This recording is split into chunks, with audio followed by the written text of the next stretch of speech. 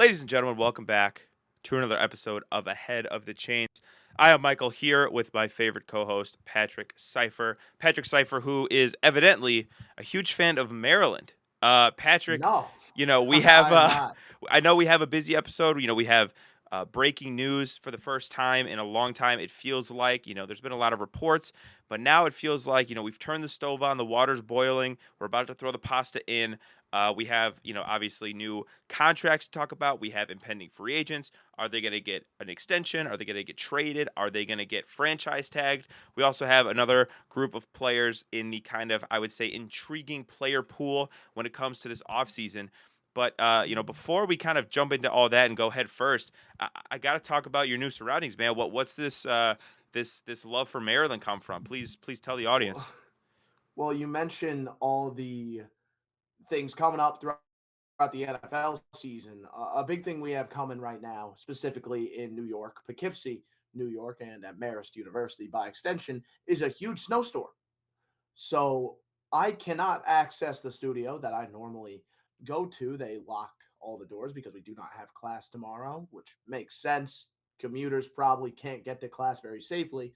Uh, I live right near the studio, so I still made the walk. I sent you a photo of me walking in the snow to try and get to the studio, and I was locked out. I tried every door, locked out. So that was very upsetting.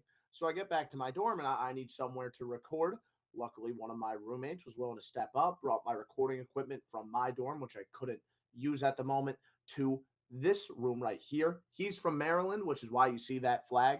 I am a proud New Yorker. I do not represent the Commanders or the Baltimore Ravens. I do not represent Maryland at all, nor do I want to. I represent the USA. So shout out to that entire hockey team, women's and men's, that won.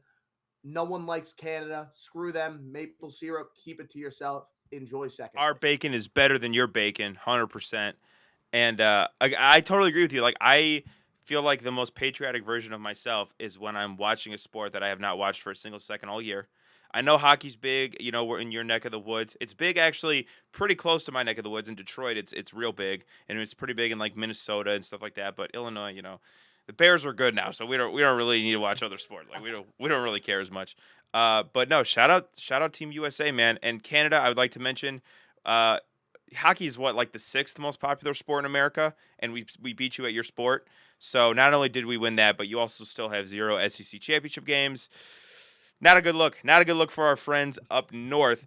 But something that is a good look for a very particular individual is Javonte Williams. He has a new contract with the Dallas Cowboys, 3 years, $24 million, very similar to the DeAndre Swift deal that we were talking about a couple of off seasons ago with the Chicago Bears. At first it looked a little dicey, but he had a nice year for the Bears, had over 1,000 yards. Bears obviously won a playoff game, and he was a big part of Ben Johnson's attack. I think we want to talk first about, why the Cowboys did it. What was their incentive? Why not, go out and draft a guy? Because we talked about last week with Kenneth Walker how running backs are the biggest disparity in the NFL when it comes to supply and demand. There is a lot of supply for running backs. Like, it is probably one of the easiest positions to acquire a good running back, right? So that's why a lot of people are in the don't pay running backs club. Obviously, even though it's a 3 year, $24 million deal, isn't going to break the bank, but that is big money for a running back. So, Patrick, when you think about Javonte Williams and the Cowboys getting this done, what was your first impression of why Dallas did this for a guy like Javonte Williams? Well, let's be honest about Javante and what he's been throughout his career. He started his NFL career really strong. He did. He was phenomenal. It wasn't the numbers as much, but you watch the guy play. He was a standout running back. There was no doubting that. His ability to just run the football, break tackles. He really looked like one of those guys. Then he got hurt. All of a sudden, everything seemed to fall apart. Revamped his career with the Cowboys this year. Part of that was the offensive line playing great, which is part of the reason it's difficult to value a running back like this. But another part of it was just him being a very good running back. He ran the ball really well this year, right? So why did they do it? Well, it is only 8 million per year. It's not breaking the bank. He is a very talented running back. So paying him like 12 million, I have a little bit more of a disagreement with. But just 8 million, I mean, he's only 25 years old. It's not like he's near 30. By the time this contract wraps up, he'll be 28. I'm for it. I do support this because it is a relatively cheaper deal. I do like it. I like the offensive line, but you're not going to have to pay Tyler Booker anytime soon. You're not going to have to pay a younger offensive line until later on. For right now, might as well pay the running back while you have the money. I do think Javonte is a capable guy, and like I mentioned, just 25 years old. The injury history is a little bit concerning, but coming off of a very good season, I don't see why you can't get a year or two more of some great play out of him. Yeah, and for those of you who don't know, I would describe you as probably the leader of the Don't Pay Running Backs Club. So to hear your optimistic outlook on this deal and what the Cowboys did, I think is really illuminating for people who maybe are on the other side of it and saying, "Oh, don't pay a running back." He had he's cashing in on one good year. I'll say this, and maybe this is because I'm such a fantasy nerd. I've always been a huge fan of Javonte Williams. Like I've always thought, even coming out of North Carolina, I thought that he was a tremendous talent with Denver. Like you said, the stats don't paint the full picture of just how good he was. His contact balance, his yards after contact. Like I remember all those numbers were elite. And this is a guy who, like you said, dealt with some injuries the past couple of years, and he did not sign a big deal in free agency last year with the Cowboys. It was, if I remember correctly, a 1 year, $3 million deal. And I remember at the time saying this has the opportunity to be a real steal for the Dallas Cowboys, and it was. And, we can give the Cowboys as much shit as we want. And trust me, I will be the first in that line.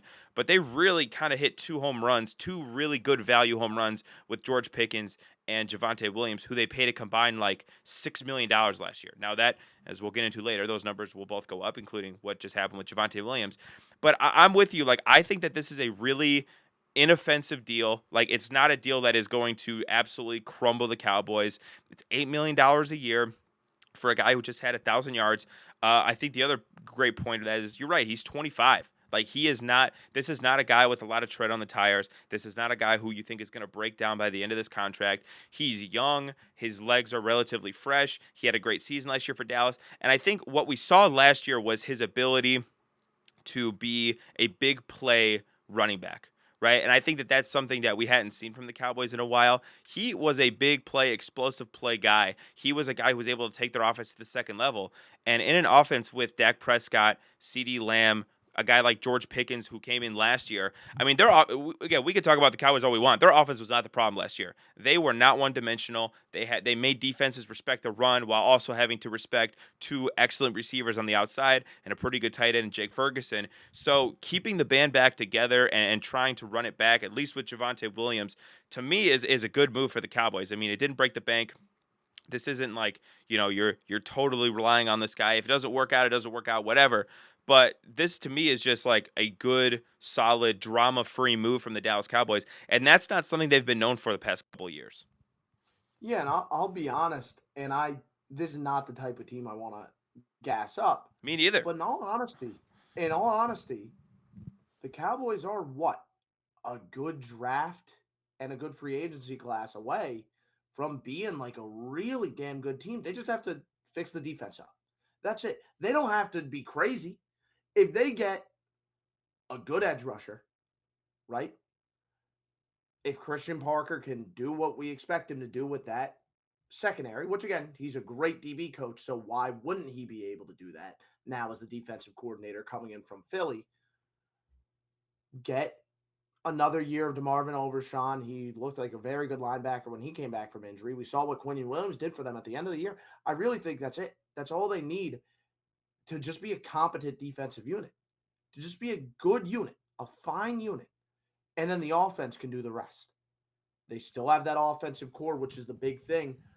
I don't really see much of a reason that defense can't make the jump from absolutely horrendous to average to maybe even a little bit above average. Yeah. Yeah, They I would mean, be a great team. Great yeah. team. And I think so many people correctly said that they are the NFC Cincinnati Bengals. They are a team with, you like their quarterback, you like their weapons, you like their offense. Their defense is horrendous. And I will say, I think one of the more underrated coaches in the NFL last year was Brian Schottenheimer. Their offense was legitimately Yeah. awesome. Their Yeah. defense was legitimately horrible. Part of that is Matt Eberflus. Part of that, like you said, is they need some guys. But who there's a handful of teams that have a better interior of their defensive line than the Dallas Cowboys. And we talked about last week how the interior of the defensive line is now potentially more important than the exterior of your defensive line, your edge rushers, right? You're absolutely correct. They need to kill the draft. Jerry Jones needs to roll back the clock to like 1995 and start Well, landing some they studs. do draft well. They have They do drafted draft well well. They recently. do draft well, but there's plenty of holes on that defense Yep. that they need to fill. So I'm saying they need to nail specific positions in the draft. But why Mhm. wouldn't the Cowboys be a much better team next year? I mean, we don't imagine their division being incredible. Philly's kind of had a stranglehold on it for the last 3 years. They might actually like beat each other up. Who knows? Who knows what's going on in Philly these days? So I'm with you. Like I am pro this move. I am pro what the Cowboys are starting to build on the offensive side of the ball. And like we said, if they make some improvements on defense, hey man, the Cowboys might win the East next year. I'm not gonna like stick my chest out and like puff it and be all pro Dallas, but I can see a world where the Cowboys win 10, 11 games next year. I mean, is that not a? I don't think that that's a distant reality. But before we get too far in our delusions, and maybe we're being brainwashed like Cowboys fans have been for 30 years, this does have a big implication on the upcoming running back market. And, we talked again, obviously, last week about Kenneth Walker, Super Bowl MVP. He's a free agent. Another guy who we're going to get into in a few minutes is a free agent. Javonte Williams, free agent. And we saw the first domino fall with this contract. 3 years, $24 million. Again, very similar to the DeAndre Swift deal that we saw signed a couple of years ago.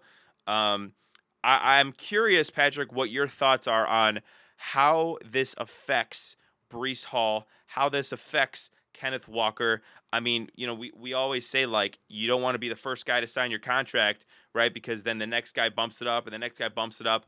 I would imagine that this makes the agents of both of those guys very happy because now they have a baseline, like a starting level for those deals. And we're going to see higher AAVs. We might see a higher signing bonus, higher guarantees. What are your thoughts on kind of how this affects both of those guys going forward? I don't think that. I don't. Here's my honest answer. If this is considered a needle mover, I mean, how do we look at like the DeAndre Swift deal? You said it earlier. DeAndre Swift is even with this in terms of AAV, 8 million per year. For Javonte Williams, that might even make the market worse because Javonte Williams was such a good back last year.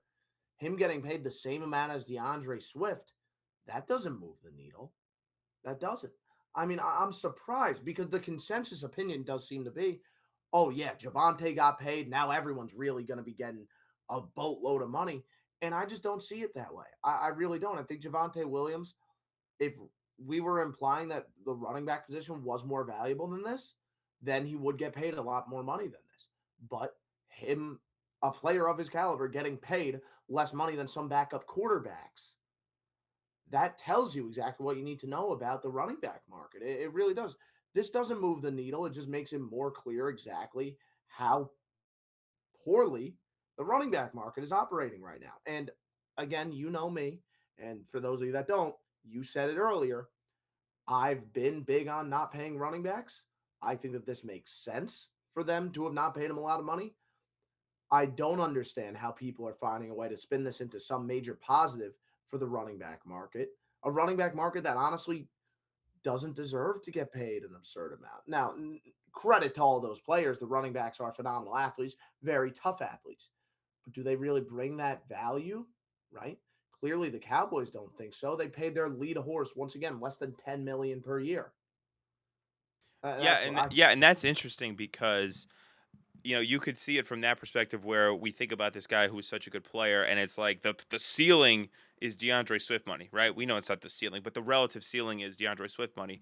Where I would, I guess, interpolate that a little differently is Javonte Williams is a guy who, the biggest complaint about running backs is injuries, injuries, injuries. They're the guys with the most tread on their tires. They get hurt, their ankle, their knee, their Achilles, whatever. And that's the kind of perception that Javonte Williams had the past couple of years. So in a sense, right, if you look at the player who he was a few years ago to what he was last year, this is a guy who was a one-hit wonder, right? And so for a guy to get quality running back money, which is what $8 million is, as a one hit wonder, that tells me that guys like Kenneth Walker and guys like Breece Hall, who, I know Breece Hall had the ACL really early in his career, but otherwise have had between the two, no major injuries, good production each year of their career. The Breece Hall, especially on a really horrible Jets team, who for stretches, I mean, he was their only, really reliable player.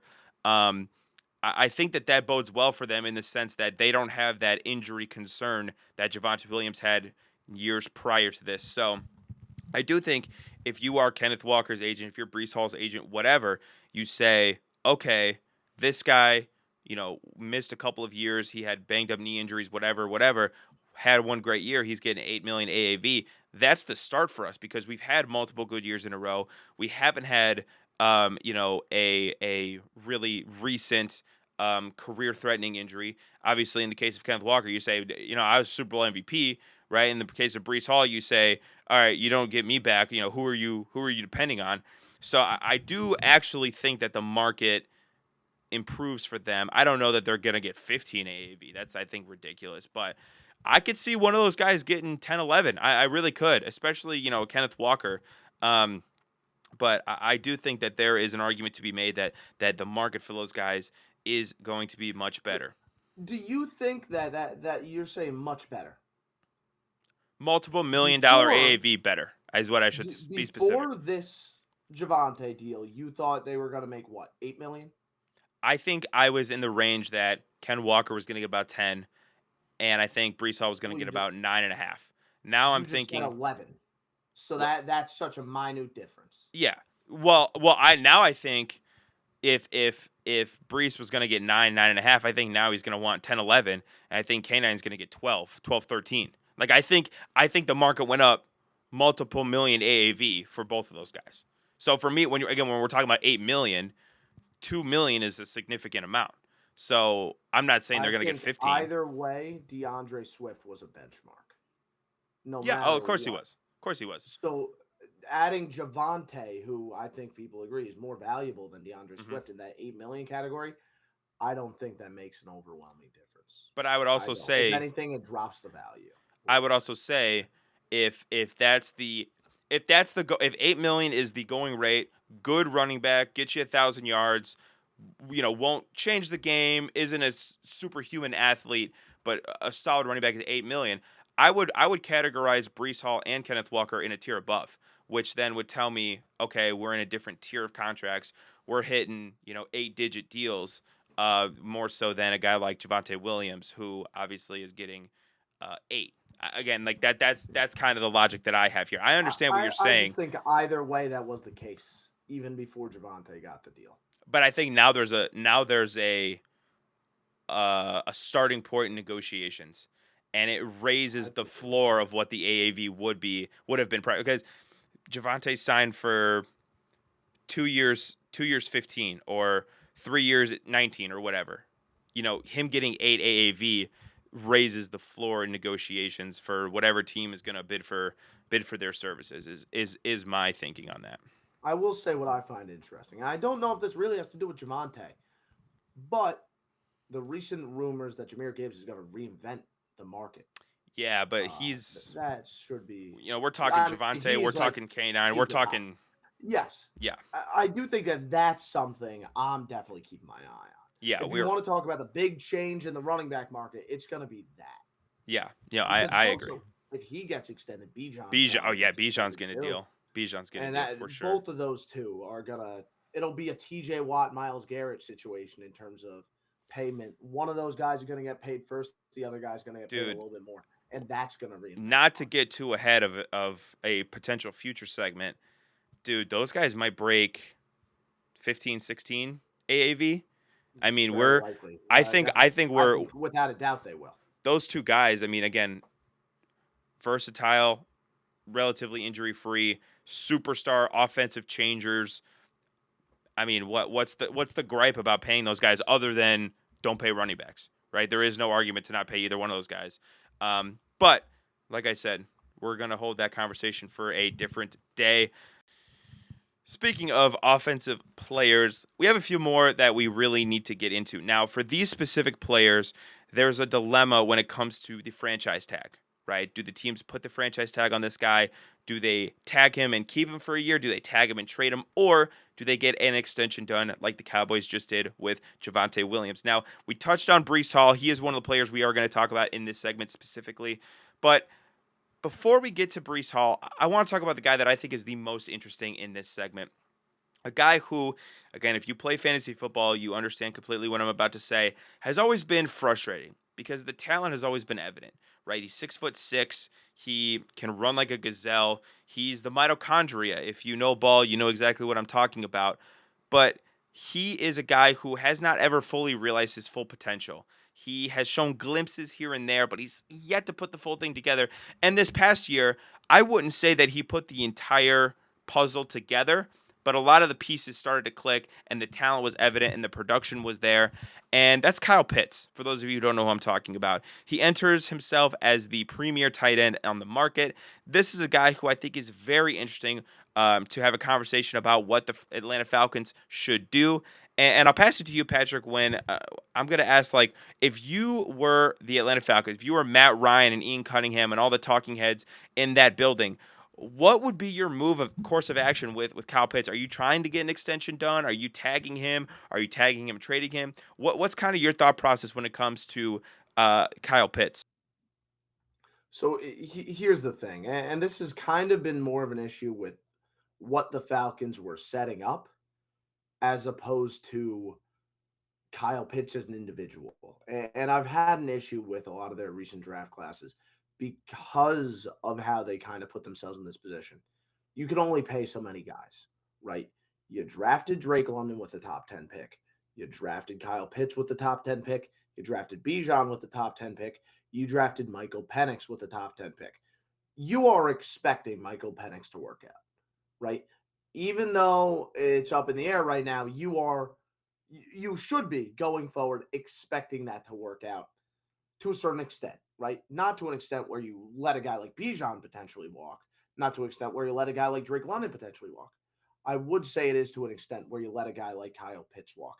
I also think in the Kevin Stefanski offense, a slot tight end like Pitts, yeah, I don't think that really works well. I think Kyle Pitts can be a guy that would work very well with some other teams. Maybe they use him in more of that Harold Landry role. That is something I could see work. It's something we saw Stefanski experiment with last year. I think that's the only way I could really see Pitts working in a Stefanski style offense. But I do think Kyle Pitts is just a guy who needs to change of scenery. I really do. I think he's someone that, in order to get the most out of him, he needs to go to a team that might even try putting him at wide receiver. Just make him no longer a tight end because not a great blocker. He really is. And I think you're going to get the most out of him if you never ask him to put his hand in the dirt and just ask him to play wide out. I felt that way even when he was in Florida, right? Pitts, again, phenomenal player, phenomenal talent. But we haven't seen that work with the Falcons. And I get it. He could be a fun tool for Kevin Stefanski, but so will Bijan, so will Drake London, and hopefully so will Michael Penix. We don't need to pay all four of those guys, right? I say you let Pitts walk. Or if you do really want to keep him and experiment with him, I say franchise tag. So that's the situation with the Falcons with Michael Penix specifically, where you kind of need it to work out, and if so, you have to budget for it to work out. Because if Michael Penix ends up being a superstar quarterback like you hoped he would be when you drafted him after paying Kirk Cousins, you're going to be paying $50+ million AAV for him in the near future. So this is a situation where, yeah, are you going to pay a wide receiver and a running back and a tight end and a quarterback? Like, I don't know if you could do that. I will say I have always been not the president, not the CEO. I have been the emperor of the Kyle Pitts fan club. Okay, I have been the like probably his mother and then me are the tier list of Kyle Pitts fans on planet Earth, and I do believe in his talent. I believe that what I've seen, the glimpses I've seen, are real. Again, putting it together consistently has been the issue for him, but I truly believe if he tests his luck in free agency and he goes to a team like a Buffalo, not that they have the money to pay him, but I'm just throwing out like situations that would be great. Buffalo, Kansas City, you know, teams with really creative offensive play callers and really good quarterbacks. If he goes to one of those situations,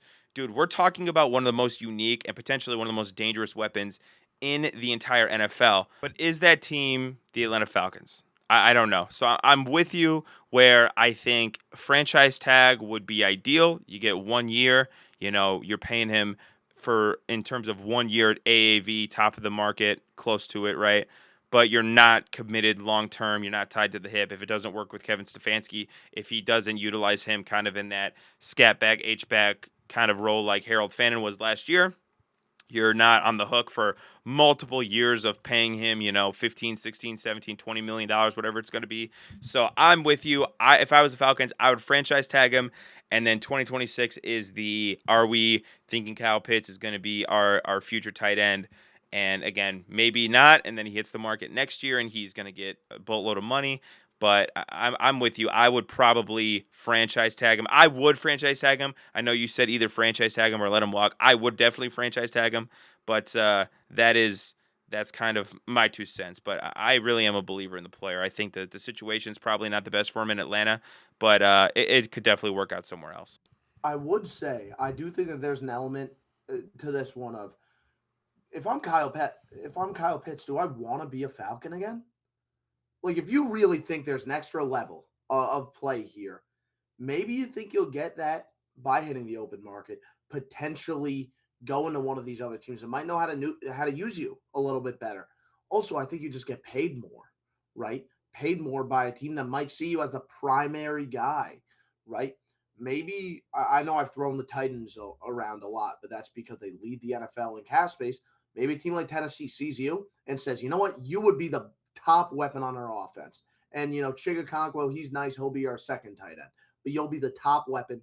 You'll be our guy on this offense. I mean, maybe you just look at Atlanta, see how many mouths there are to feed, and a run first offense with now a run first coach, and you say, you know what, I want to be somewhere else, and I think he'll get paid more to be somewhere else.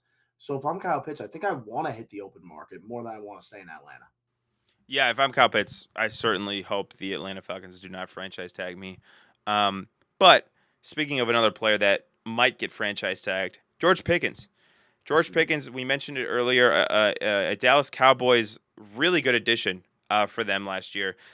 They traded with the Pittsburgh Steelers for, I believe it was a fourth-round pick, who then proceeded to trade a second-round pick and $150 million for DK Metcalf, who was punching fans. But hey, that's beside the point. The Dallas Cowboys got in George Pickens, the player that everybody loved out of Georgia. The guy who everybody said first-round talent, fell to the second round because of some character issues, because of some, he got in a lot of fights at Georgia as well. But this is a player in George Pickens who not only had a career year, not only had 1,500 yards and was, I'm not saying better for you, keyboard warriors out there, but was more productive than CeeDee Lamb last year, which is a world that I don't think any of us expected to live in. This is a guy who has an opportunity to get life-changing money right now. And the Dallas Cowboys are in a position similar to the Cincinnati Bengals years ago where it is, okay, we're paying our quarterback top of the market money. We're paying our wide receiver one top of the market money. Do we really want it? We are now paying our running back, middle of the road money. Are we now going to pay our wide receiver two in addition to all of those other guys? I don't know. I don't know if they are going to do that, but what I do know is that Jerry Jones treats the Dallas Cowboys not as a pro football team, but he treats them as a reality TV show. And I do think that this George Pickens saga will go on as long as it possibly can. I do not think there's going to be a quick resolution to this. I do not think, by the time we post this tomorrow, oh my God, George Pickens has a new contract. What I do think is going to happen, and what I think is the likeliest outcome, is that this drags out. The Cowboys threaten the franchise tag, and then maybe right before the franchise tag deadline, they sign a deal. But again, the Cowboys are a circus. They are that by design. I think that this goes down to the wire with the franchise tag. I think Jerry Jones threatens it. He might even put it on him. But eventually, George Pickens, I do think, will sign another deal with Dallas. I do think that they are going to make him one of the highest paid receivers in the NFL. If, Jerry Jones is anything, he is not void of entertainment. Like, he is a guy, he wants offense. Like, we know this. He wants offense. The interesting thing for me, though, and this is something that I think we should elaborate on, is if we assume that he does re-sign with Dallas, which you might disagree with me, maybe that's a separate topic. How close is his contract to CD Lamb at $34 million AAV? Like, what is the dichotomy between the two? Because if he wants more than CD Lamb, I think that would cause a rapture within the Cowboys locker room. I think that would be some bad business on the personal and the financial side. So, what do you think the compromise is with George Pickens to, yes, I want to be one of the highest paid receivers, but also, we got a guy in CD Lamb who has paid his dues a lot more than you have. Yeah, well, I brought up the cap numbers for all the teams right now. The Cowboys are 30th. They're 25 million over. Yeah, so on one That's hand, I was after thinking that's maybe before the Javonte deal or after? that's after. Oh, okay. And there was a part of me that was thinking, hey, maybe they keep in mind it was with Javonte. Like, we don't really know quite how the money's structured yet. Right now, that's still TBD. But I do think there was, before I checked that, a level of, oh, yeah, what's probably going to happen? It's going to be tag, and then they wait very long. And then, like, 3 days before the season starts, he gets an extension. That's what I thought. Looking at this, I don't know if they can tag him. I really don't. And if they want to try, they're going to have to rework a lot of the money. They're definitely going to have to. I I think it's a really tough one. I really think all three possibilities are possible. I hate to kind of avoid the question, but I do think that there's a world where he hits free agency because of their money situation. I do think there's a world where we see him get tagged. I think there's a world where he gets tagged and traded, right? And then I also think that there's a world where we see him get that long term extension because they'll structure the money. They'll kind of backload the contract. Won't be a huge cap hit this year, will be a huge cap hit down the line. It could be one of those situations. I just know, again, looking at this situation, we'll get a clearer answer based off of how they restructure these other deals. I do think that's so important here. What should they do? Well, I mean, CeeDee Lamb is a heck of a receiver. They just paid Javonte Williams. They're going to have to pay some great offensive linemen down the line. Dak Prescott's the highest paid quarterback in football. I say tag and trade. I do. I don't think it's right for them to keep all these guys around because how are you going to have money for the offensive side? You're not. You need assets for the offensive side. We heard some reports that the Cowboys are going to look to trade some star players. I think it starts with George Pickens. I do expect the tag and trade. I truly do look at it in that way. Yeah, I think from a responsibility, team building, what's best for the organization, trade tagging and trading George Pickens does make the most sense because, really quick, you probably get a second at worst for George Pickens, I would imagine. Obviously, you would only have him 1 year of control, but I do think the Cowboys could get a second round pick, and then all of a sudden you think about the assets they acquired from the Micah Parsons trade plus another second round pick. We were just talking about them like, hey, you have a good draft. You hit the draft out of the park. You're a playoff team. Like, you are a potential NFC East champion here, and that would certainly help them. I'll say this when it comes to George Pickens. Their offense was really, really, really, really good without George Pickens a couple years ago. Dak Prescott's a good quarterback. CeeDee Lamb is a phenomenal receiver. I think George Pickens for them is a luxury, not a necessity. And I think that's what it really comes down to when you're deliberating about George Pickens. It's like, are we a significantly worse football team without George Pickens? No, I don't think we are. That's really nothing to do with George Pickens. That's more to do with just the way the Cowboys are structured. If the Bengals could go back in time, maybe they are just so blinded. But if they can go back in time, I don't think they'd pay T. Higgins, and that has nothing to do with T. Higgins. T. Higgins is a great player. Just when you talk about team building, when you talk about philosophy, when you talk about distributing assets evenly, not putting all of your eggs in one bucket, I do think that George Pickens is in that range. And again, I do think a tag and trade makes sense, especially if you're going to get a second round pick or above for him. I do think that works. Another guy that is potentially going to either hit the open market or get tagged and traded is Brees Hall. We talked about him a decent amount in the Javonte Williams segment that we did, but this is a player in Brees Hall. I think he's very interesting because he has been in like the torture chamber for every year of his career. The Jets have had no consistent offense. They've had no consistent quarterback. They've had no consistent offensive line, even though I think it's actually getting some promise after last year. Brees Hall represents that kind of age-old adage of a running back who desperately needs a change of scenery. Desperately, desperately. And, there are some teams, Chiefs, who I think would be very interested to bring in a guy like him, a guy with his skill set, a guy with his explosivity, if that's a word. You go to Marist, you got to tell me if that's a word or not. They don't teach us. They didn't teach us that at Full I Sail University, I but prefer explosiveness. I know for explosiveness. a fact that's a term. Yeah, while I you're don't need talking, a I'm gonna degree look to up if know that one. explosivity is a word.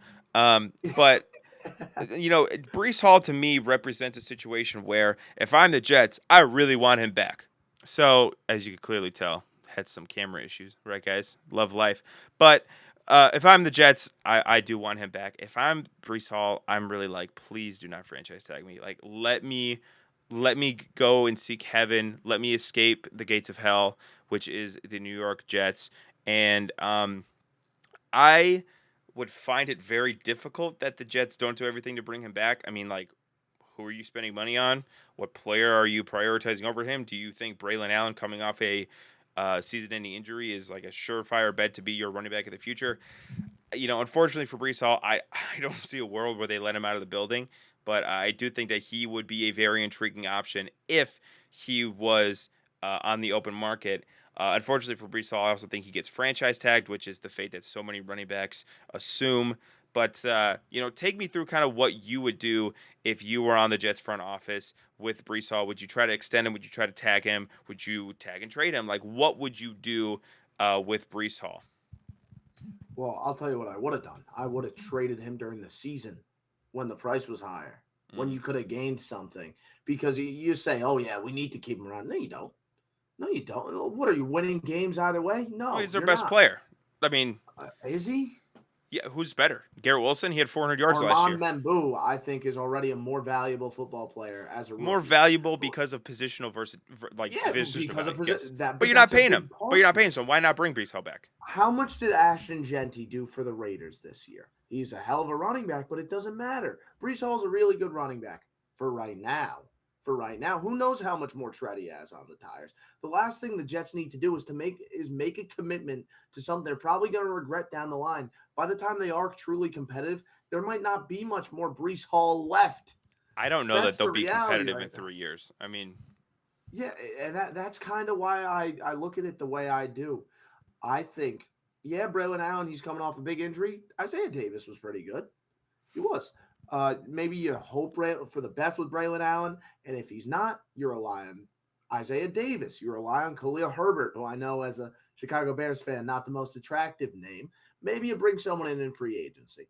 Maybe you draft someone late in what I know is believed to be a weak running back class, but I see a pretty good offensive line. I honestly do. John Simpson, I like Olu Fashanu as a yeah, young piece. I Fashanu good. Yeah, like Armand Membu. I just mentioned him. I think he's a stud. We'll see what they do with AVT. We'll talk about that later. They have a good offensive line there. I don't really care about who's behind it. Whatever running back is back there is going to be fine. Okay. Yeah, Brees Hall, he's a very good player. I don't think they should make a commitment like that.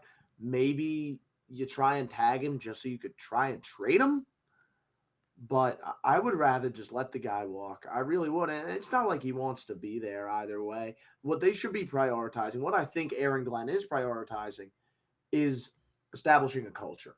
And you don't establish a culture by having a hostage as your star player, right? And that's really what it is. And I'm sorry to the New York Jets, but this is what you are. You're a team where the stars would rather retire than play for you, in all honesty. yeah, So, yeah, I think you got to let him walk. You really do. yeah. I think your point about you don't want your star player being a hostage. You're trying to build a culture that doesn't include any interceptions, but you're trying to build a culture.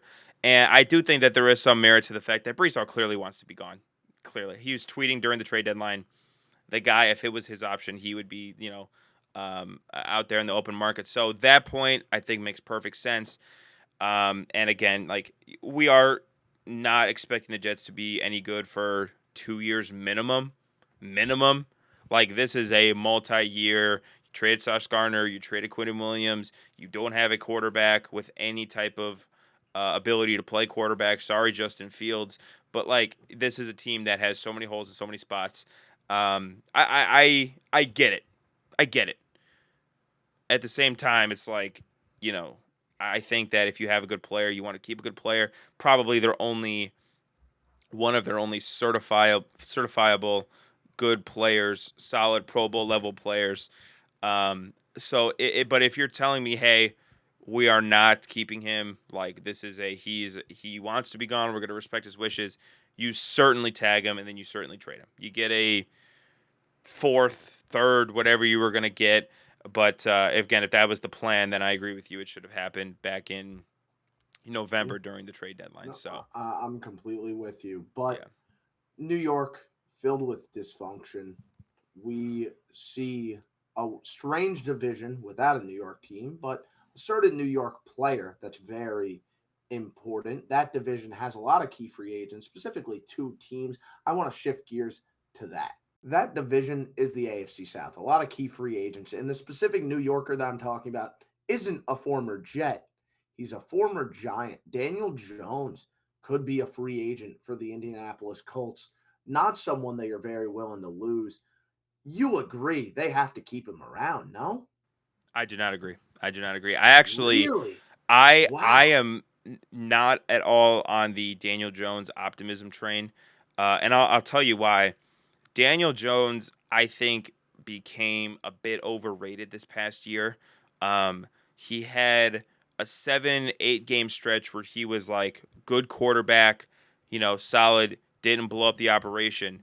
Jonathan Taylor also led the league in rushing at that point and was one of the best players in football, on track to win Offensive Player of the Year. Then you have the fibula injury that then escalated into the torn Achilles. And how many quarterbacks have we seen the past couple of years, Kirk Cousins notably, who had a really, really hard time recovering from that Achilles injury? And I would imagine more so Daniel Jones, a guy who does rely on his athleticism to make plays, to get first downs. Kirk Cousins is a statue, and even he was severely hampered by that Achilles injury. The Achilles thing scares me to no end, number one. Number two, I think that Daniel Jones, we act like he is some Sam Darnold level successful reclamation project. Sam Darnold won 14 games, had two bad ones at the end, and then people were screaming at Seattle. Now, hindsight's 2020. We know that was a phenomenal move by them. But at the time, the public perception at the time, myself included, was that, oh my gosh, Sam Darnold, this is a horrible deal. They paid him $100 million, which is a really, really cheap quarterback deal on the open market for a starting level quarterback. This is a guy who is not coming off an injury, a guy who won 14 games, a guy who threw for over 4,000 yards, had two bad games at the end of career, and we thought that that was a monster deal. So why there is all this optimism for Daniel Jones going forward, I quite frankly don't understand. Like I don't know that Daniel Jones is your perfect, option going forward. He's gonna guy you're gonna give him the Sam Darnold deal. You're gonna be set for the next 3 or 4 years. I don't understand it. I really don't. The one thing I do get in the sense of is what's the plan at quarterback then? Riley Leonard, Anthony Richardson. You probably don't feel great about either one of those, but do you really feel great about Daniel Jones? Again, Daniel Jones coming off of a torn Achilles, a guy who is somebody who relies on his athleticism more than I would say at least half of the starting quarterbacks in the NFL. I don't know, dude. I don't think that this is a slam dunk thing. I mean, if they can get him for a really cheap deal, if they can get him for like 20, 25 million AAV, you probably have to do that regardless. But am I going to give him the Sam Darnold $100 million deal? I don't think I can. I don't think that that is a good use of resources, because if we've seen the quarterback timeline the past couple of years with quarterbacks, it's a 2+ year recovery process from the Achilles. It's a year and a half at minimum. So are you going to give him $100 million for a year and a half? I don't know, dude. I am not on the Daniel Jones optimism train. I'm sorry to say it. So here's my disagreement, right? You don't have a first round pick this year. You don't have a first round pick next year because you trade for Sauce Gardner. You have to go all in. And you are not going all in with Riley Leonard. Let's not say AR because let's be honest, he can't start 3 games. He can't start I three still games straight believe. for you. I'm sorry. I still believe. But You go ahead. you are still insane. We had this discussion last We've been having offseason. it for This years, is and I will ridiculous. never not believe in him. No, you can't win games if you can't stay on the field, man. It's just that simple. He can't stay on the field. He could be the best quarterback on earth. He could be the best quarterback in NFL history. If he can't stay on the field, it doesn't matter. Yeah, It despite doesn't my matter. faith, even I'm not delusional to think that you can go in with Anthony Richardson as your plan. That can't happen. Exactly. And that's why this quarterback market, it's shot. I mean, there's Mac Jones. There's Malik Maybe Mac Willis. Jones. Maybe 49ers Maybe. might not even trade him. Yeah. Yeah, exactly. Right? And do they even have the assets to give up for Mac Jones? Maybe not. Malik Willis is Malik Willis is is the available. bell of the ball right now. Yeah. And I don't know if he wants to. I mean, maybe he would want to go here. Maybe not. I don't really know. But you would have, if you don't get him, then you're really screwed. Like you have no options. It feels like it's not a deep quarterback class, and especially without your draft capital, you're really going to struggle to bring in a quarterback. If they were to franchise tag him, I agree. You don't want to give him the long term deal. Sure, I can understand that because you're concerned with him coming off of that major injury. Franchise tag would be 43 million, which I know that's a lot of money, but they are pretty good in terms of cap space. They have 34 million. They would have to work some things, but every team has to renegotiate contracts. It feels like everyone is kind of working to create more cap space. Colts would work to do that in order to keep Daniel Jones around. I think that would be a good call. You got to keep in mind whether it was because of Daniel Jones or not. When Daniel Jones was fully healthy before he got banged up, the offense was a machine, historically efficient. Why? Like, what's stopping them from maybe not repeating that, but at least being like a top 10 offense again? If everything's healthy, why wouldn't they? Again, I will point out the fact that are you going to get offensive player of the year caliber production from Jonathan Taylor for a game stretch? Why not? Why not? I mean, I Why is he that's not an offensive player of the year caliber player? he's a phenomenal player, and the Colts So why offensive. not? Like, can the Rams bank on Puka But if your Nacua? but if your Yes. strategy is we're going to be an historically good offense because our running back is going to be generational, then why are we paying our Huh? quarterback coming off an Achilles $43 million? Like that's my Because you thing. need to be able to complement it with a capable passing game, and if they don't pay Daniel Jones, they're not getting a capable passing game. I think truthfully, and I'm sorry to say this, Colts fans, I think there are no good outcomes here. I think if you pay Daniel Jones the $43 million, you're getting a guy who is going to be 50, 60% of the player he was last year, which, even that I don't think was phenomenal, but whatever. You're getting a guy who's 50, 60% of the player he was coming off his Achilles, who's going to be totally shot athleticism wise, because we best not forget he tore his Achilles in the second half of the year, right? This is not a guy who's coming off a week one torn Achilles, who has 9 months to recover. I think if you do that, then you are making a really poor financial investment, at least for 1 year. If you extend him, you're banking on the fact that he ever comes back to being 100%, which who knows if that ever happens. And then, like you said, if you don't, then you're going into the next 2 years without a first round pick with Riley Leonard as your quarterback. Like, to me, I'm sorry to say, and this is going to sound really mean, what happened to the Colts in the second half of the year was literally the worst possible outcome, like like the worst thing you Yes, could ever conjure it up. it was like After the the Sauce Gardner trade, 116 straight games that went the way that they shouldn't not only have. that, but the Like, second they traded for Sauce Gardner, it was like, okay, they made this huge move, they made this huge dice roll. They identified the AFC is weaker this year, which to be fair, that was a correct analysis. They said the AFC is weak this year. We have a team. We're gonna go out. We're gonna put all of our chips on the table, and we're gonna go and win a Super Bowl this year. Well, the problem is the poker table broke in half as soon as they did that, and Sauce Gardner missed the majority of the year. Daniel Jones tore his Achilles, and now you're thinking like, oh my God, Alec Pierce is a free agent. Like you're thinking like, oh my gosh, we have to do so much work just to put the pieces back together, let alone improve on what we were. So I really don't think that there is a good outcome for the Colts here. I'm sorry to say, like whatever they so do could what be do they do with completely. Alec Pierce, you think? I mean, you got to try to re-sign him. Like I agree with what you said when you said they can't afford to just be like, well, 2026 isn't our year. You don't have a first round pick. Like you don't have a first round pick. You have Sauce Gardner who now has this big contract. Like you have to try to be competitive the next 2 years. So with that logic, you would say, okay, you have to go and you have to sign a guy like Alec Pierce. And if they Do you listen think to you your could get advice, another Alec Pierce? well, I think they shouldn't Like trade it. somewhere in like not necessarily free agency, but like in the draft. Who's the Because again, other? you have to sign Daniel Jones. You do that, all of a sudden you don't have a lot of room to work. Yeah, and then it's like, okay, well now he has a weaker receiving room as well.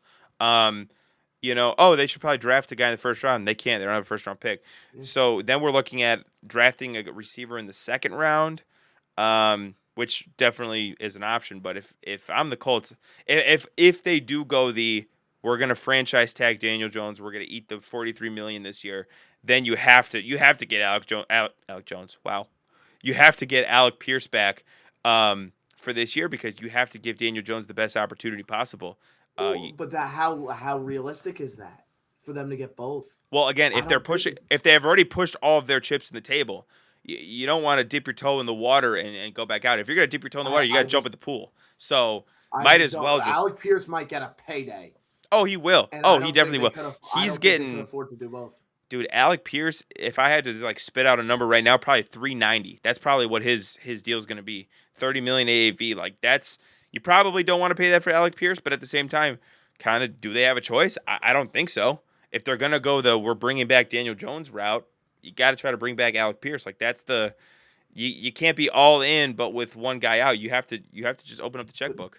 I just don't know if that's a real possibility that they bring back both. And in that case, I mean, listen, Alec Pierce was great. I'm not going to act like he wasn't, but he was a bit of a niche skill set, right? He played kind of a niche role. Maybe they just get another guy who could just extend the field, right? In round two, that's not unrealistic. No.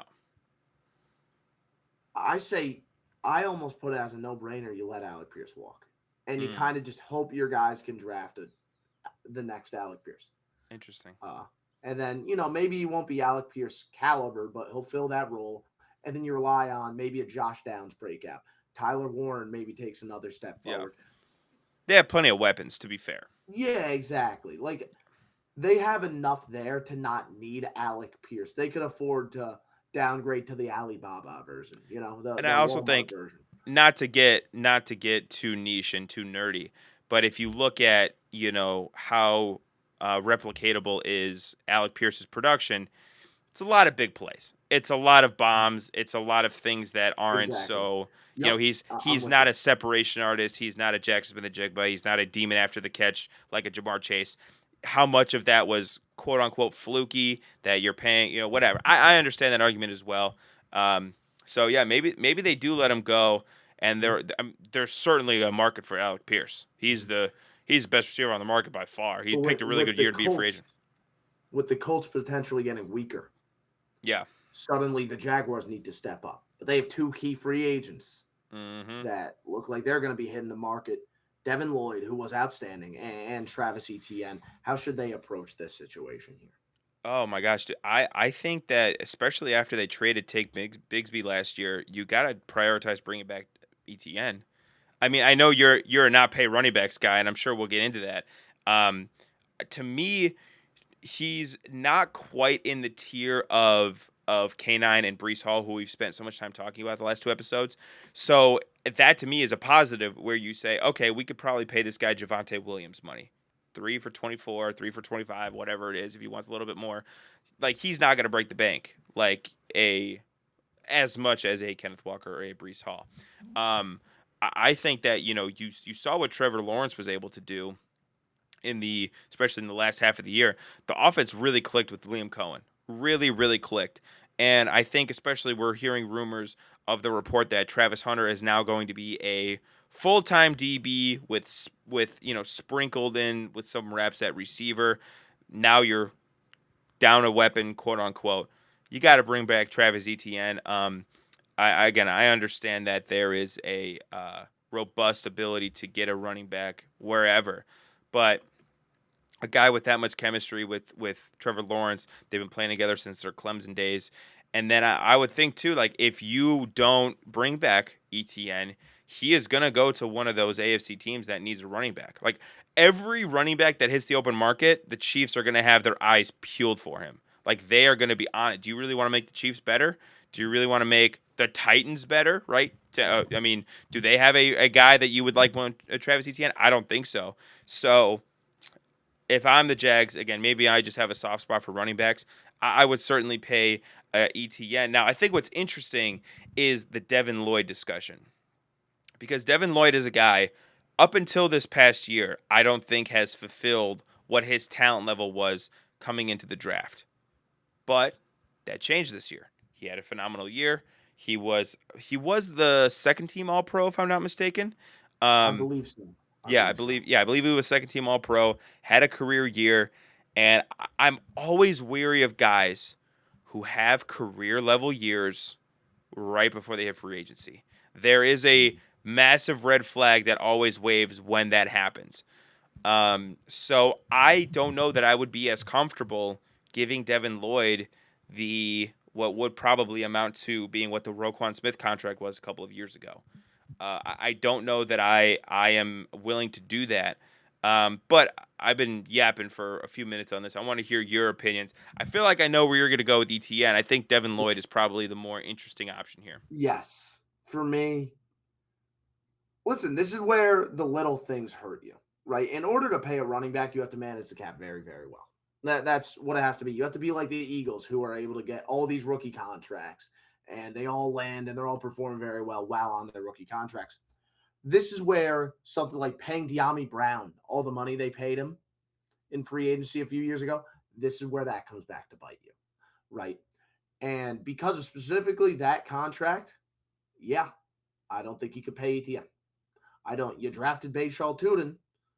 Hopefully, he could be that guy for you.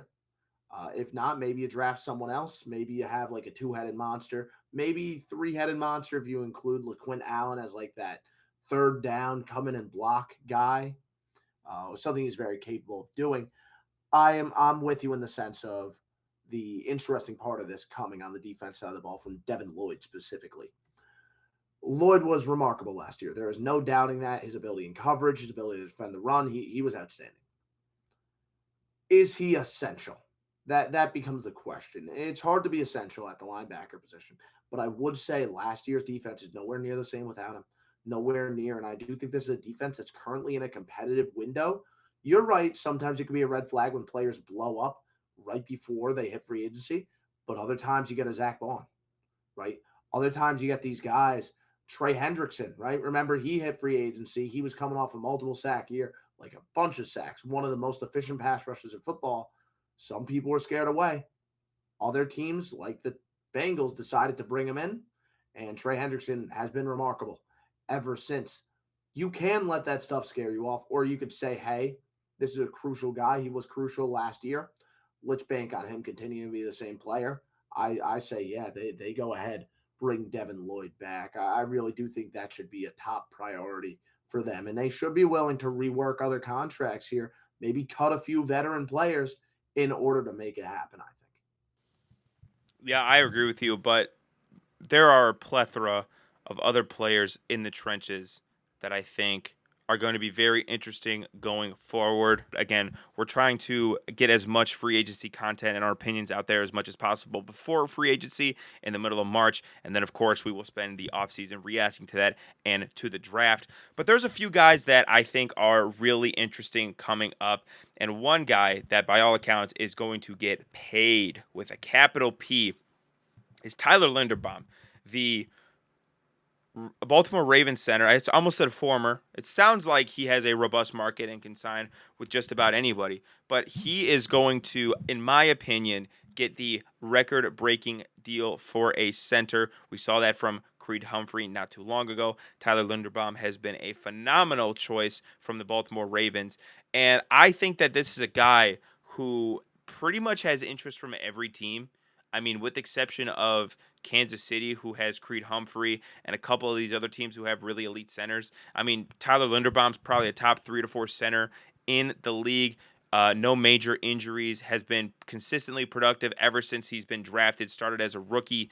Like, there's really not a lot of holes in Tyler Linderbaum's game at all. We talk about how important the interior of both of your lines are. So, I mean, we could talk about, what matches would be for Tyler Linderbaum, and I tell you about 25, 30 teams.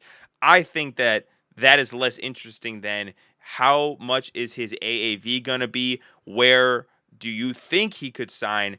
And is this a guy who is probably going to be one of the most coveted free agents on the market?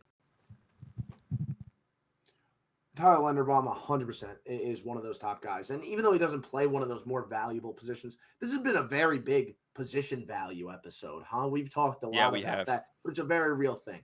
Some guys, though, and this is the same at running back, this is the same at linebacker, like we were talking about with Devin Lloyd. Some guys are just so great, even if they play a less valuable position, that you have to pay them. And you almost give them a blank check. You add Tyler Linderbaum, I don't care who your two guards are, you can have a very efficient ground game just because of him existing. Outside zone, gap scheme, whatever you want to be, he fits it perfectly. Tyler Linderbaum, I love the player, and he adds a whole nother dimension to your offense because of what he could do in space, because of what he could do as a zone blocker, because of what he could do in pass pro. A center being able to open up your offense, that's rare. That's rare. And when a guy like that potentially hits the market, teams are going to be all over him. The question becomes, will Baltimore let him hit the market? I look at the salary cap right now, and the Ravens are right in the middle. 22 million, 16th in the league. Free up a little bit of space, maybe rework a contract or two. Well, they're going to have to rework Lamar's, that's for sure. Yeah, I think that's the one you're likely looking at. Yeah. You're able to pay them after that. Like, they're not in a terrible cap spot. No. I don't think Linderbaum hits free agency. I really don't. I don't think they're going to let that happen, especially considering how weak they were across the rest of the offensive line. They need to fix those issues, not open up new ones. So, yeah, I think Linderbaum, nearly 100%er. Honestly, this might be the most positive I've felt about any of these players getting a contract next year. Yeah, I think that they don't go the franchise tag route. I think they give him an extension. Like, I think that Yeah, they lock this guy I'm up with for you. a lot of years. The Ravens are an organization pretty consistently throughout both of our lives who have been a really good talent evaluating organization. They draft well, they keep their guys. Like, that's the key to their success. They draft good players, they keep them in house for multiple years. I don't know that Tyler Linderbaum is an exception to that. Although if he is, he's gonna get a lot of money, and he'll probably get a lot of money regardless. But I don't know that I agree with you. I don't think that he hits the open market. A guy that probably will hit the open market is a former Raven, Adafe Owe. Saw a little bit of an uptick when he went to Los Angeles last year. He was, especially in the playoff game, he was incredible. Adafe Owe, similar to a guy like Kyle Pitts, who I talked about earlier, has been this guy with so much potential. Like, there's always just been this ability with him, his frame, his athleticism, his twitch. Like, there are things about him that you absolutely love. And you sit back and you say, well, why hasn't he been the most productive player? Like, why hasn't it all been put together? And he represents, there's guys like this in every free agency cycle where you say, if I can only get the best out of him, if I think that our guys in house, our D line coaches, our strength staff, or whatever, could get the most out of a guy like Adafe Owe. And I think if he has a team that really believes in him, he could make a lot of money. Like, this could be a guy who I don't want to say is still coasting off of his pre-draft hype, but this is a guy who still has, I think, all the potential in the world to be a really productive pass rusher. We just have not seen that consistently. So, what do you think the market looks like for a guy like Adafe Owe? Well, when Owe went to the Chargers, he was so much better. That is irrefutable. He was such a huge ad for them. And I mean, you talk about your Seattle Seahawks, how they won the Super Bowl. It was all about how deep they were on the defensive line. Depth. Yep, And I absolutely. know currently the Chargers have two starting caliber edge rushers in Khalil Mack and Tuli Tuipulotu, right? After him, though, they'd be looking at the ghost of Bud Dupree if they let Owe walk. I do think I'm just looking at the cap space. Once again, the Chargers have a lot of money to work with, 82 million. That's third in the league.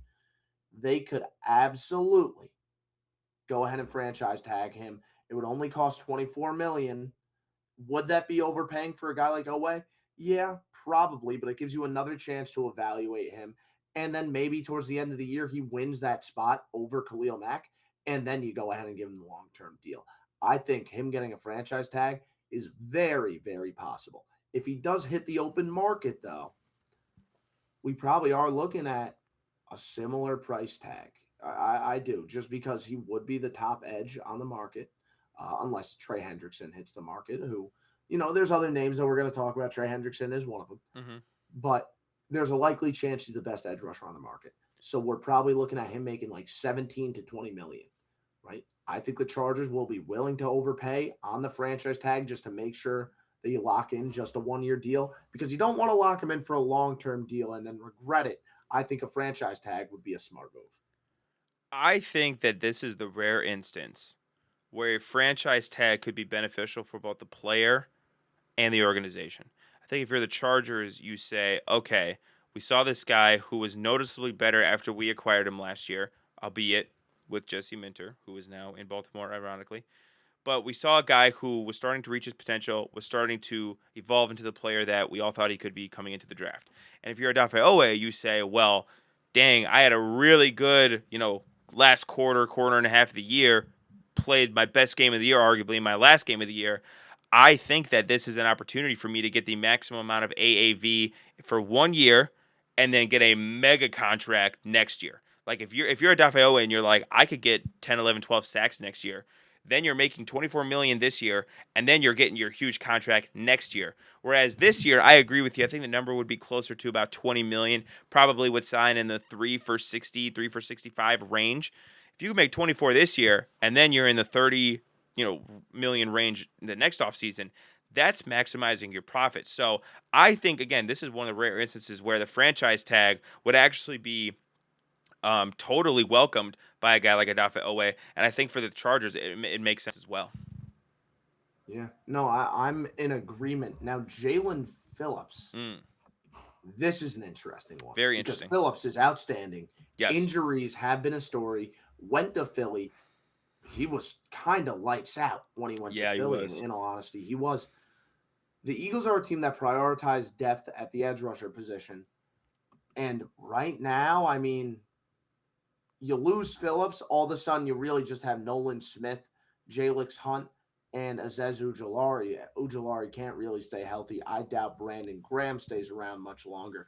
You also have Josh Uche. That experiment hasn't really worked out. Yeah, no. You have names, but I don't think you have as solid of depth as you want if you really want to try and make a run for the Super Can they Bowl this afford year. him though? And that becomes the story. I don't know. And that becomes the story. You need Jalix Hunt to take that next step. I agree. Philly wants to keep him around, but again, you look at money. You look at money. You look at this team that's potentially losing a lot of other very important players. I think Phillips is probably going to be the guy going, right? Yeah, I think they let N'Kobe Dean walk. They let Dallas Goddard probably Dallas walk, Goddard right? walks for sure. Yeah, Yeah. But at the same time, that there's guys you want to keep around. You want to keep around Blankenship. You want to keep around Goddard. I just don't think you really can. They only have $4 million in cap space. I think a lot of those big names are bound to go, and I think Phillips is one of them. I'm in complete agreement. yeah, As much as they're going to try and make something happen, I think they're just going to bank on Jalix Hunt kind of being that guy for them. yeah. I don't know that they have the, and I this is an open challenge to Howie Roseman, but I don't know that they have the facilities to bring back Jalen Phillips. Um, I think there's a legitimate argument to be made that he is the best edge on the market over Odafe Owe, with the caveat that he has a much more extensive injury history than Odafe Owe. So you Mhm. look at it and you're like, much better player. He's, if I'm not mistaken, he is younger than Odafe Owe as well. However, even back as far back as college, I mean, we forget this is a guy who retired in college because of injuries. Unretired, played, was awesome, has been a great player. Just as we know, the injuries have hampered him a good amount. I think his market would be fascinating. I think that this is a guy who, how much are teams willing to be comfortable with the injury history? What's that market going to be like? I mean, I think like we said, he's not going back to Philly. I think that's almost a foregone conclusion. I don't even think that they could franchise tag him realistically. So, are we looking at a team you know, I'm trying to like, I'm trying to match a team who has a real needed edge rusher, who has the money to bring him in at 25, 30 AAV, whatever it is. And I'm kind of struggling to think of a team, a contender as well. I'm kind of struggling to think of a team who fits all. Washington.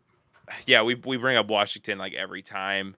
But Uh, it's they true. do With make edge sense. rushers, they Yeah, do need it. yeah, they need those bad. Um, Okay, how about Arizona? Not a contender though. Not a contender. Oh, you think it needs to be a true I think it needs to be a contender? contender. Okay. I think it needs to be a contender Denver because Denver has 26 mil. they don't have a Pretty needed edge, scary. but that would be scary. That would Well, be but pretty scary. if you're worried about the history, so you want them on a pitch count, Yeah, you look at what Seattle that's did, true. and you Yeah. just want to stack up on If edges. you want to play him out of the bullpen, that would be a damn good relief pitcher. I mean, that's Yeah, that's scary. I mean Yeah, that's that's kind of like what I'm bringing looking in at that's here. like bringing in Shohei Ohtani in the ninth inning of the World Baseball Classic. You're like, who the hell is it? Because Like, how that happened? not to start a completely different rant, but if you're Denver, what do you really need? Quarterback? No, I'm just kidding. I'm kidding. Guys, Bo Nix fans, I'm kidding. Please, I'm kidding.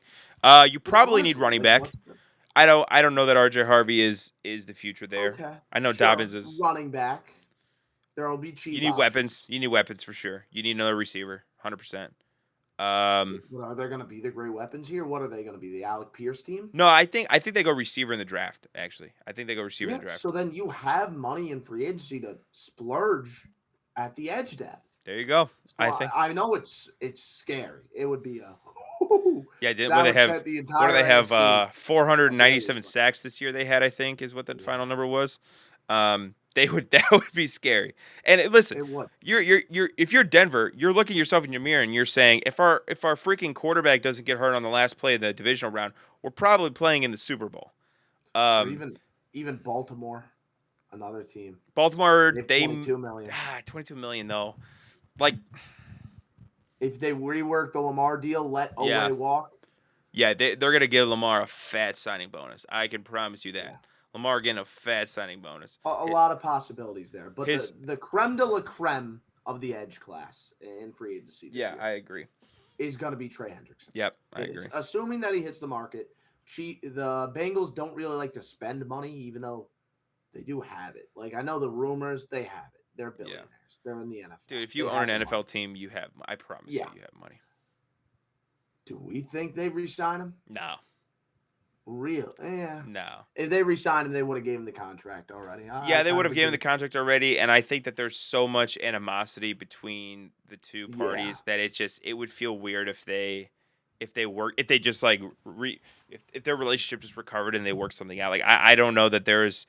I wouldn't say the relationship is irreparable because money fixes a lot of problems. Hello, Miles Garrett, but I don't know that this is a situation where they would overpay him enough to where he couldn't say no. That doesn't seem like a very Cincinnati Bengals type of move here.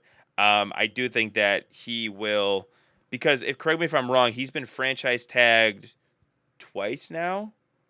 So Yes. the third one would multiply, and that would be like a stupid amount of money. Like, Oh, it would. yeah, so It would. that's not really like a feasible option to franchise tag him at this point. So I think he is hitting the Let open me market double check that. because Uh, it's I know it stacks, so that guys just don't get franchise yeah, tagged every year. I just want to double check that this would be his third time Yeah, being franchise tagged. yeah, and the I just franchise want to tag check number that. has to be. No, he was tagged and then he ended up agreeing to a renegotiated Oh, that's right, because they contract. redid the Yeah. deal. So That's right. technically, this would be his first franchise tag. Oh, okay. So that does change the equation. In fairness, Yeah. um, I mean, 24 million for Trey Hendrickson is a bargain. yeah, he would be so pissed though. He would be Yeah. so pissed. There's no Yeah, way he would play on that. yeah, he would hold out. Like that's kind of where I go back to the fact of franchise tag isn't realistic. Yes, it's less money than I thought, but if you go up to Trey Hendrickson and you're like, dude, we're gonna actually franchise tag you, he's gonna be like, I am gonna pull a Carson Palmer and I'm going to retire from the sport of football. Like, Yeah, I I think like, that's valid. yeah, I think like that's at valid. that point you Franchise just, tag just to play on the Bengals. Yeah, I'm good. yeah, no, I'm chilling. I've made my money. I'm all right. Yeah. So I If don't he think hits that's the feasible. market, what's the contract look like? You think? Do I say? I don't know that he gets a super long term deal. I think that he would be comfortable with a 3 for 75. I th- I Mostly think he would guaranteed. just. I think he would want to break bank. I think he would want to get paid like 39 million a year, even if that means being a Raider, even if that means being a. What do you Uh, think the most he's going to get given his age, given, I could see him getting like 35 million. I don't know. I mean, Why not? that's mm, I don't know that he is an A1 tier pass rusher. Yeah, but free agency players get overpaid. Very true. Very true. Overpaid by that much.